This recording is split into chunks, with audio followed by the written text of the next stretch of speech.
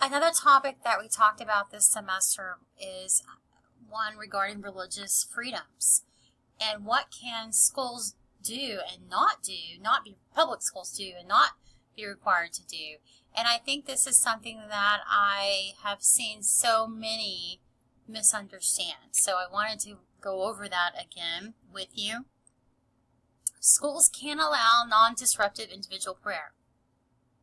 However, schools cannot require prayer in school, graduation prayers, the Pledge of Allegiance, or devotional readings. Schools can allow access to Christian or other religious groups. Schools cannot post the Ten Commandments or other religious symbols. Schools can teach about world religions.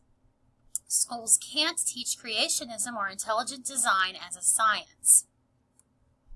So we need to be mindful as we are addressing students in public schools what the importance of, it's a balance of celebrating your religious identity, but then at the same time being tolerant of other viewpoints and not forcing our beliefs on others. And this requires something that the text calls as a pluralistic approach. So really this is this idea that we will not be oppressive and maintain the status quo, but that it's okay to disrupt the status quo, and the idea of social justice through this pluralistic society. So we also talked a lot this semester about racism, and this might be another topic that you might want to address in your research paper.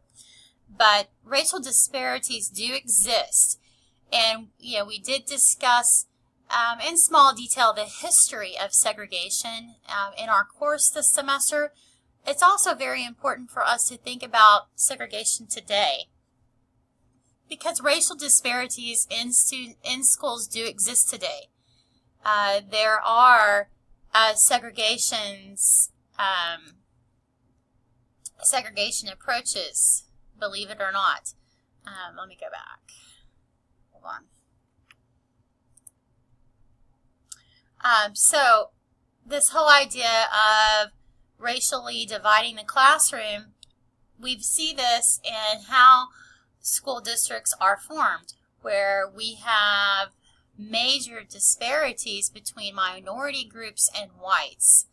And I think this is particularly true as the gap between the wealthy or the rich and the poor continues to grow. This idea of middle class has been disappearing in recent years, but hopefully our economy will begin to celebrate the middle class, because I think that really bridged these two groups. But, after 60 years after Brown versus the Board of Education, we still have poverty. We still have racial isolation in our public schools. We see racial disparities also in how we address school suspensions, as 3 times as many black students are suspended as white students. White students are often suspended for objective offenses such as smoking or using profanity, and black suspensions are often subjective, meaning the student was just being disrespectful. So how we approach discipline is often an issue, and this goes back to this idea of institutional racism. So what is the culture like on your campus? We also talked about children of poverty, and you spent some time learning about Eric Jensen and his 7 engagement factors. We talked about the health and nutrition of students of poverty, how schools can provide a free and reduced meal to these students to help their learning. Also, another strategy is increasing vocabulary. That can go a long ways with engaging students with poverty. Effort and energy, mindset, cognitive capacity, relationships, and stress levels. These are all engagement factors that surround children of poverty. So that might be a research topic that you're interested in. We also discussed sexism in school. And, does sexism still exist in our public institutions? And the answer is yes. It's very much alive and well. And so, how are women, girls treated in regards to sexual harassment? How is this approached? And this really gets into the topic of bullying, and this whole realm of cyberbullying is so rampant in our public schools today. So we see issues of sexism through the use of our media with students in school. And so what types of policies, but not just everyone is required now to have a policy that discusses this issue of cyberbullying and sexism and all of the topics that surround cyberbullying, which is bigger than that. But it's also, what do you do in your curriculum to prevent this? Are you teaching media literacy? And we'll talk about that a little bit more here in just a second. But cyberbullying is another huge topic that would be a great research topic for any of you to think about. We did get into the LGBTQ inclusion topics this semester. And when we think about these topics, this is looking at our video was looking at an LGBTQ parents of children and how they are treated. But also there are LGBTQ teachers. How are they treated on your campus? And are you making the school a safe place for these students? What types of systems exist? What types of issues? Where in the curriculum do you address this? So that's something else that you might be interested in. We also talked about ableism and how we must really think about how we meet the needs of exceptional students. All students have abilities, and we must think about how we support all students and provide equal access and equal rights. This is a huge issue with the lack of funding to meet the needs of this particular group is startling. I mean, we have seen a decrease in funding in this in regards to this issue. So that might be something that you could explore. And we also talked more about Dr. Howard Gardner's multiple intelligences and how that the multiple intelligences, how that can be leveraged in your curriculum to address all of the needs that we just talked about.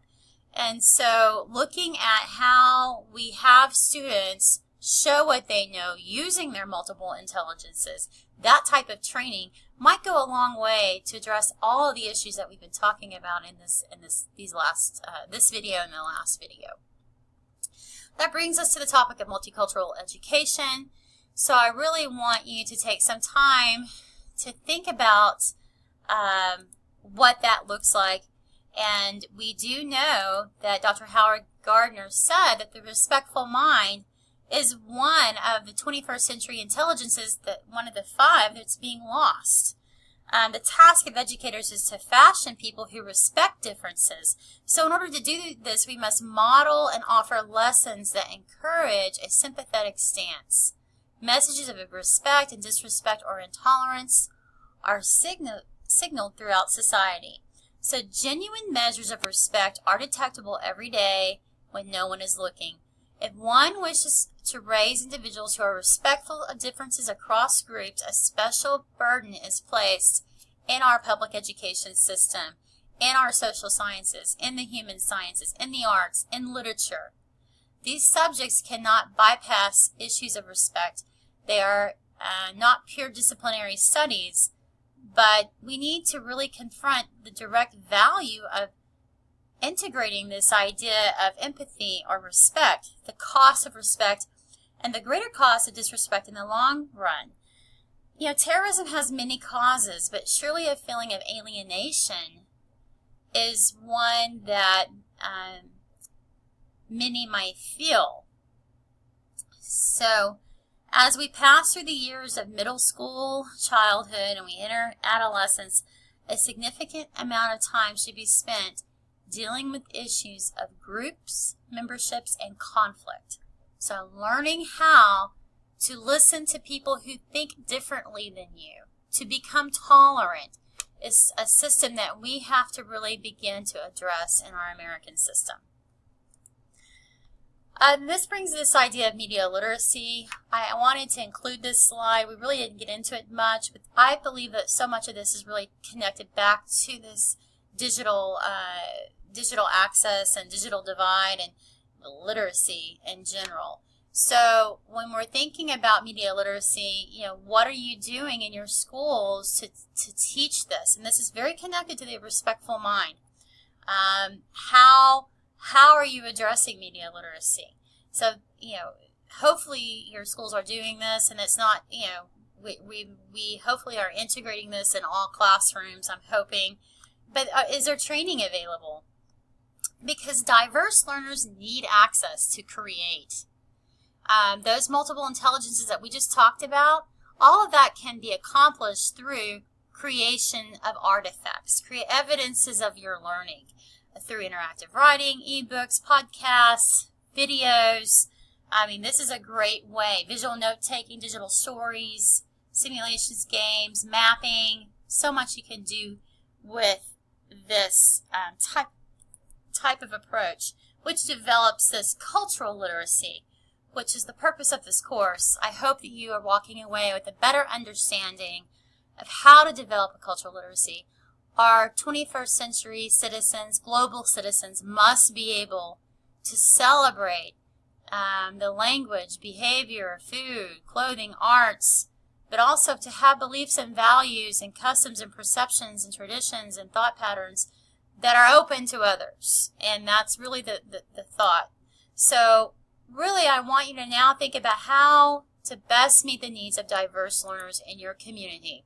I want you to take a topic that we've talked about this semester.